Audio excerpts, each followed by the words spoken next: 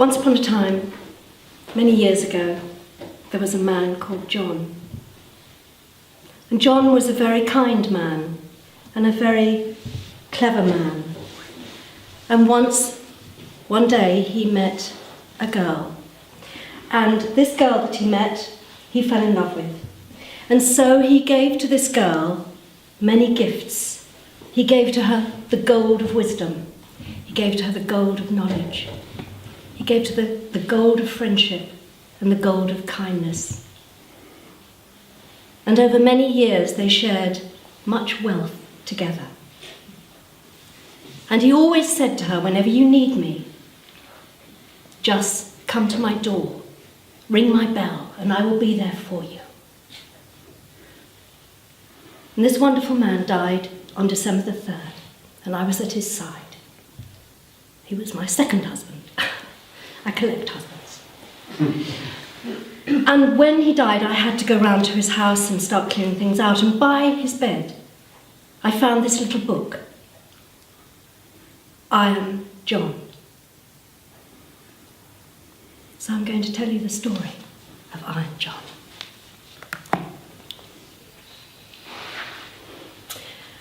Once upon a time, there was, what about a king? Anybody? Yeah? It's a fairy story. Could we have a king, maybe? Yeah? King. And what do kings normally have? Sons. Queens. Queens. Queens. Good. Yes, we got that one out. Yes, very good. And kings and queens, where do they live? Palaces? Yeah. Could we have a castle? Castle. Lovely. Very good. We've got a king and a queen. They're living in a castle. Excellent. And surrounding this castle, there might be what? A moat. Lovely. We've got a moat around the castle. I'm liking this. This is beginning to shape.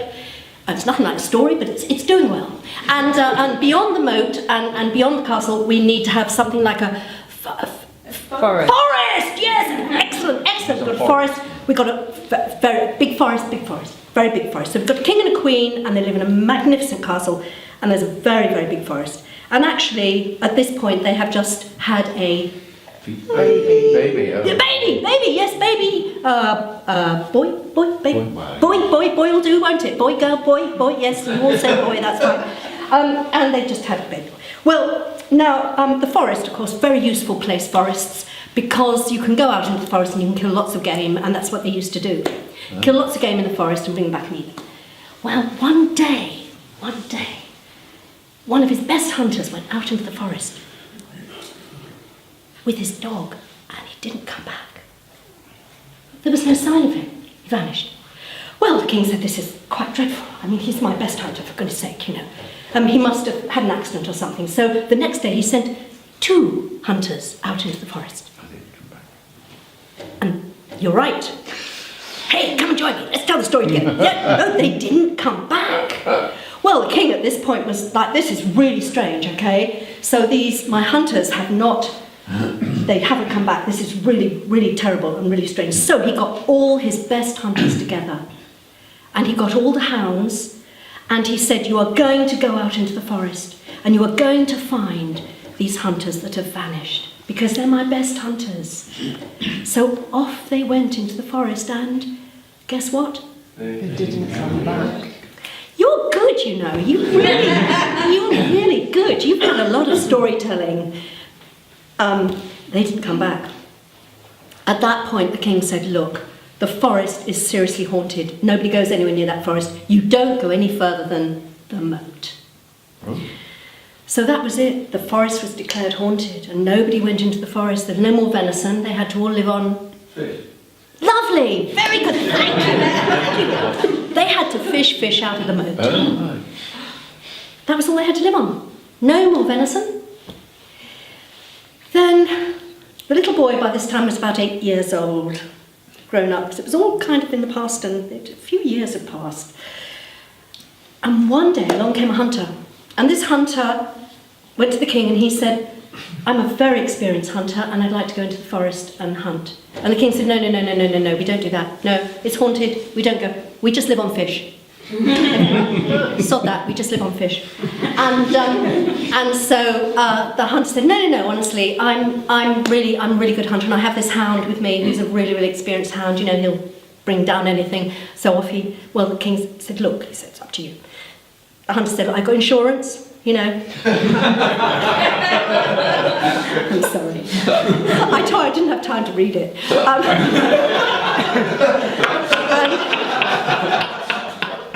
So off he went out into the forest. Well, he was a very wise hunter, and he went off into the forest, and his hound went off after a deer.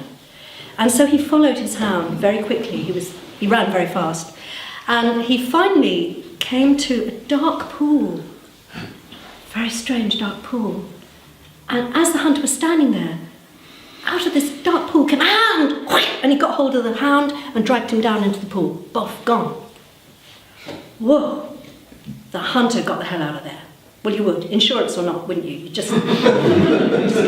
So he went back to the king and he said, look, he said, I think I know what's going on in this forest. You know, I'm a wise hunter. I've been doing this for a long time. So he said, I want 3 of your men, doesn't matter who they are, gardeners will do, and they've all got to have buckets. Really? Okay, buckets? Huh? Right, so he got 3 men, and they had large buckets, very large ones, no holes in the bottom. And they went, the hunter took them to this pond. It was very dark and black, and they gradually, or as quickly as they could, they emptied the pond with these buckets. I've done this on board ship, by the way. It's not very pleasant. You have to do it for hours in the hope that you won't go down. Anyway, that's another story. So they got down to the bottom of this pond, and lying in the bottom of this pond was a huge man. Huge he was, with a great long beard that went down to his feet, and long hair that went down to his feet, and it was green and slimy, and he was dark rusty brown, and he had small black eyes. So they dragged him out of this pond, they bound him, and they carried him back to the king. And they called him, because of the colour of his skin, Iron John. So the king put him into a cage. It was the sort of thing you do with a large rusty man, isn't it?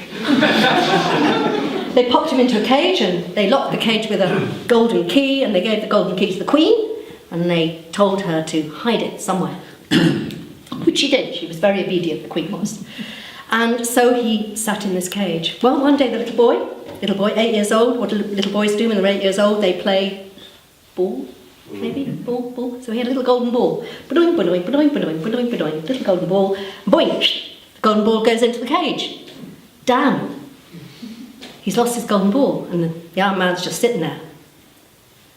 And so the prince goes up to the cage and he says, please, will you give me my ball back? Please, I want my ball back. Only if you let me out of the cage. I can't do that, says the little boy. And he runs away. The next day he goes back. He says, please can I have my ball back? And the Iron John says, only if you let me out of the cage, and then I will give you your ball back. And the prince says, but I don't know how to open the cage. And Iron John says to the little boy, the key is under your mother's pillow.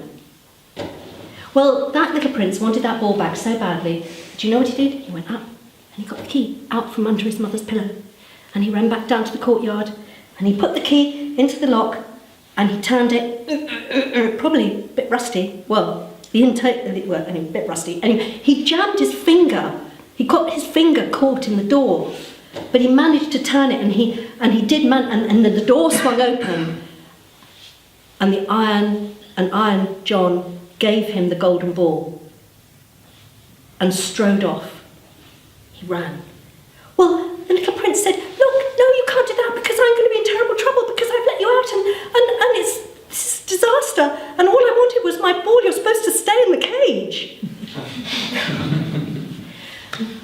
So Iron John went back and he scooped up the little boy in his arms and he put him on his shoulders and he said, you come with me.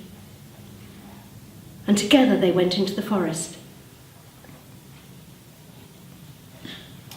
Well, when the king came home from his trip, he'd probably been to Asda or somewhere, to get some more rabbit or something. And when the king came back and the queen came back, there was no Iron John and there was no little boy. There was no prince. They both vanished.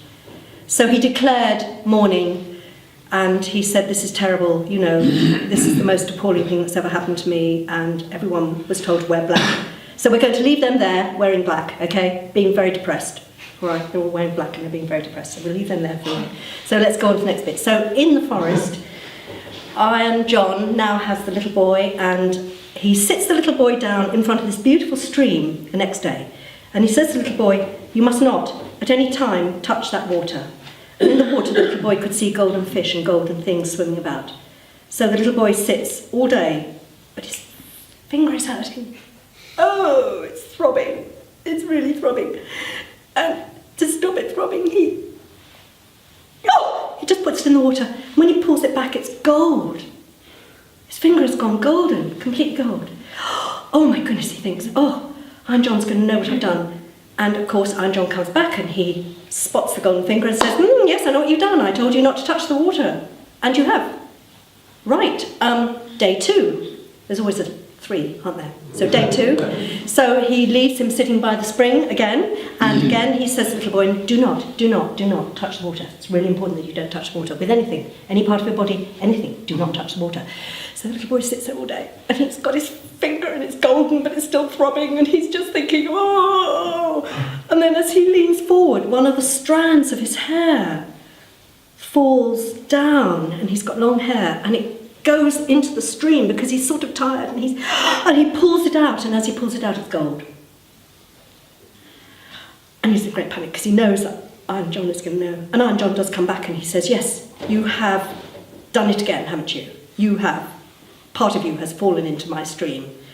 And he said, you mustn't let that happen again. It's really imperative you do not.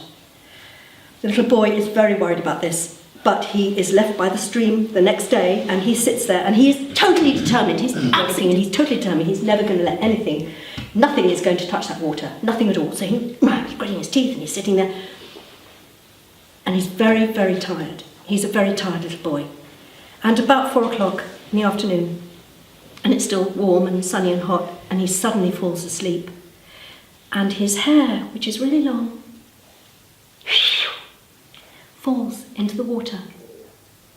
And when he gets it out, it's golden. All his hair is golden. The most beautiful, beautiful gold of golden hair you could ever imagine. Long golden hair. And of course, when Iron John comes back, he says, right, problem here. Would you like to just unwind that cloth that you've got round your head? Yes, all your hair has fallen into the water. Right, he said, now I've given you 3 chances. You have now got to leave my company. You are going to have to go out into the world and seek your own fortune. The prince says, okay, right. But Iron John says to him, but, he said, if you need me, if you ever need me or you're in trouble, you come to the edge of the wood and you ask for me. You call my name, Iron John, and I will be there for you. So the little boy goes off and he finds a castle a long way from his home. It's another castle, not his father's. And he goes there and he goes to the kitchens of the castle and he says, I'd like a job, please. And he's got a hat on his head, so all his hair is hidden. And they give him a job in the kitchens, and they discover that he's actually quite good at everything he does. He seems to be quite educated, and he's quite good, and so they send him up to the king with a dish of food, and the princess is sitting by the king, and she sees this young man coming in, and she takes one look at him and thinks, it's rather nice, isn't he? Anyway, the king says, you can't be in front of a king with a hat on your head, I'm afraid. You'll have to take your hat off. And so the boy, whose name is actually Jack, says, oh, I can't. They call me Scabby Jack because I've got scabs on my head, so I can't possibly take my hat off. Oh, well, the princess looks him up and down. She thinks something else, and he goes back down to the kitchen. And the kitchens are told about this, and he is sent out of the kitchen, and he goes to work for the gardeners.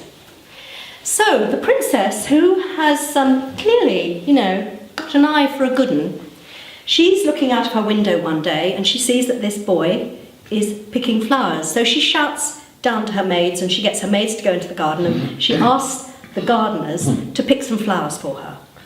And so the gardeners ask Scabby Jack to pick some flowers. So instead of going to the garden and picking ordinary flowers like roses and things like that, he goes and picks daisies and dandelions. And they say, for God's sake, you can't give a princess daisies and dandelions. And Scabby Jack says, oh yes, I can.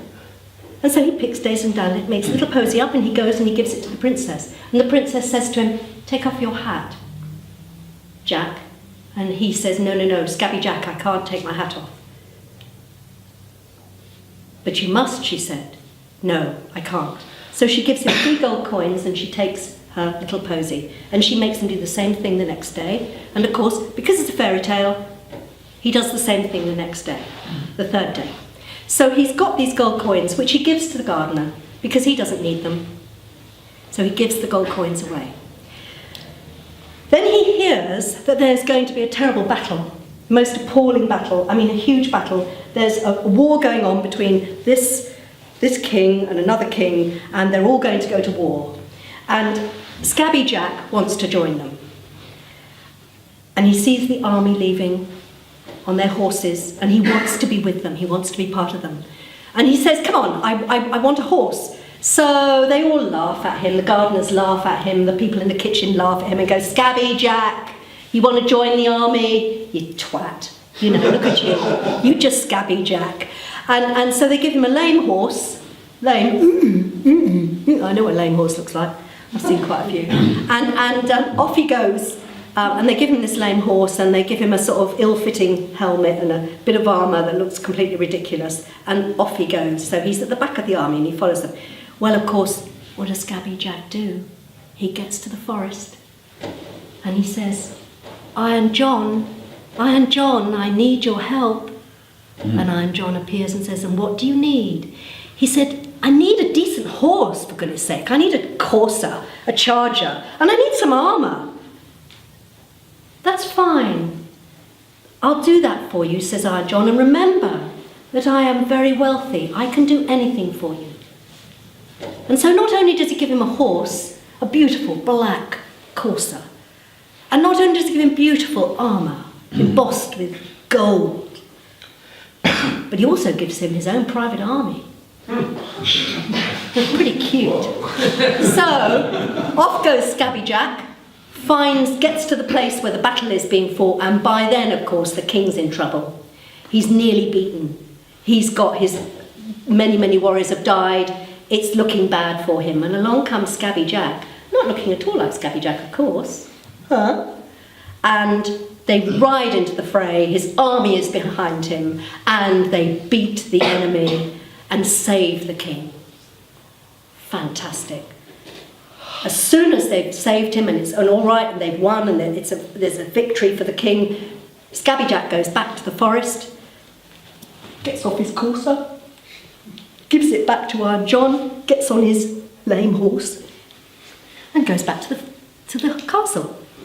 Everybody says, what happened? Well, the king said, it wasn't me. I didn't win this war. I didn't win it, somebody else did. Someone came and helped me, and I need to know who they are. But they just came, and it was a young man in beautiful armour on a black courser, and he had an army with him, and he beat everyone, and they have given us victory. I need to know who he is.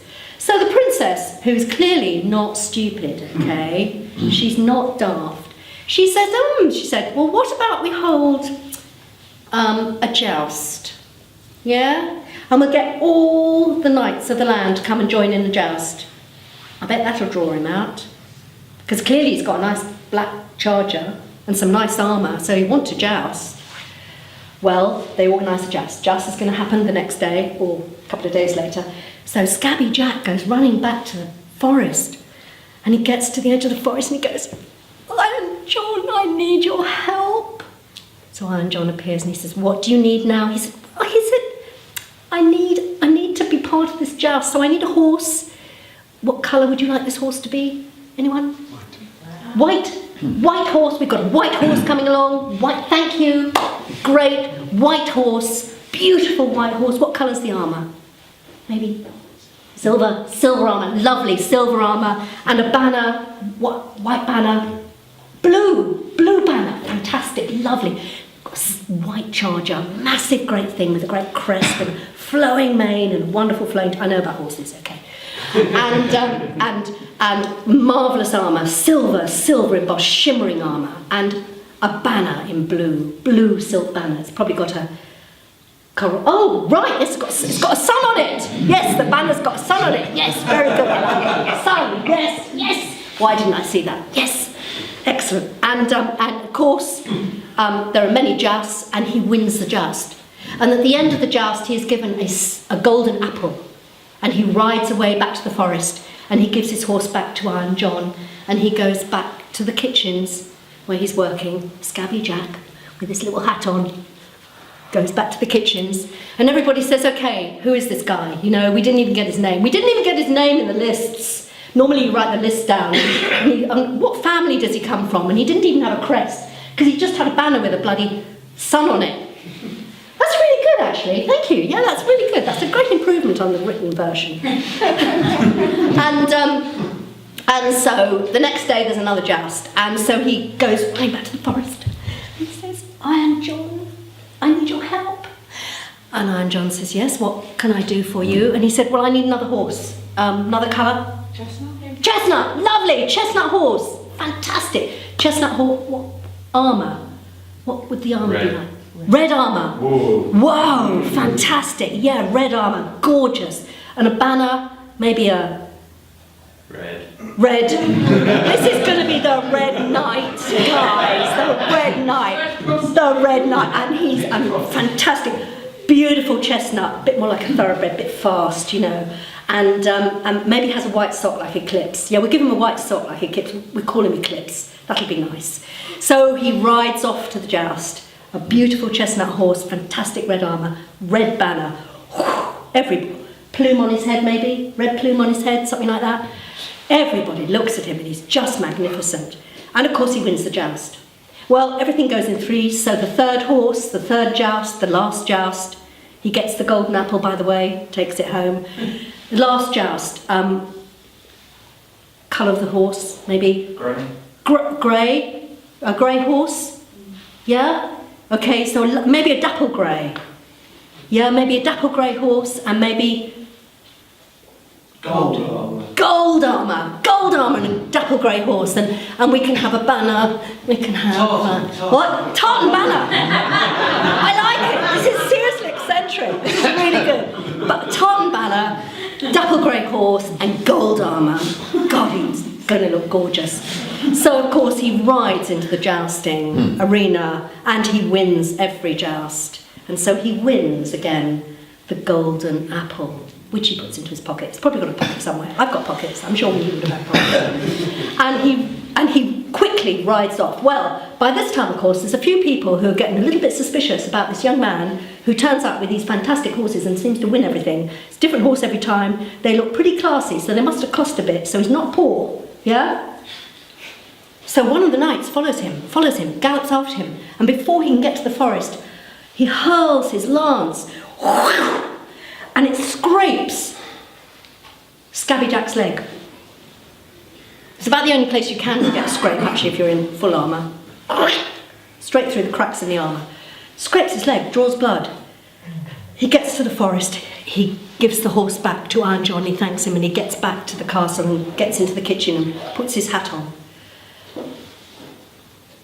And the next day, they're all looking for the winner of the jousts, the man who has got the 3 golden apples. And there's a lot of consternation because he doesn't appear to be around. In fact, nobody seems to know who he is. And the knight who followed him into the forest said, well, actually, look, I've injured him. I know my lance caught his leg, so I'm sure we can find him. And Scabby Jack realises that it's time. Iron John has helped him. And so he goes to the king and he says, here are your 3 golden apples. And here's the injury on my leg. I am the person who saved you at the battlefield. And as a reward for winning the joust and for saving you in the battlefield, I'd like to marry the princess. And she said yes. And that's the end of my story.